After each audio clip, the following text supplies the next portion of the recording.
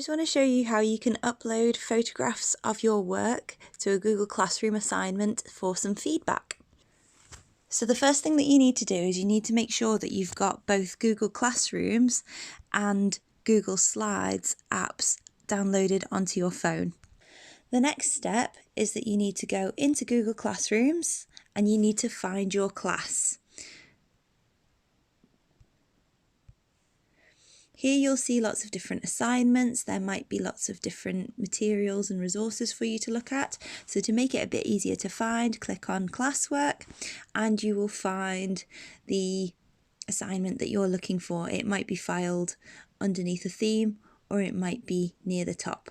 So I'm going to select upload photographs for feedback and you may get something that looks a little bit like this. Click on the document to open it. So now it's opened, but it's not opened with Google Slides. There is an option to edit it. We need to select the symbol at the top that looks like a square with an arrow pointing out of it. And this will open in your Google Drive so that you can edit it and add your photographs. Go to the slide that you want to edit. Click on the plus sign. Click on Image.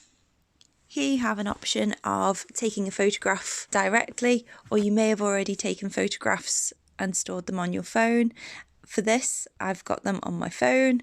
So I've got loads of pictures of my cat here, and I am going to upload a photograph of my cat. I can rotate the picture.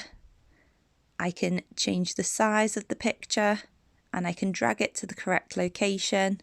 And then all I need to do is to click X and that should be uploaded. So next time I come out of that document and go back into it, there should be a picture of a cat.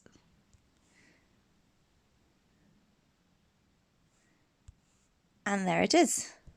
You might need to close the document or close the app and reopen the app for it to actually be visible. It may take a few minutes for it to upload, but there it is, and it's as easy as that.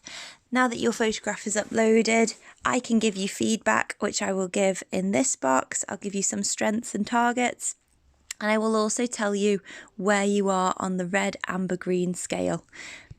So you can refer to that and you can follow any feedback advice that I've given you.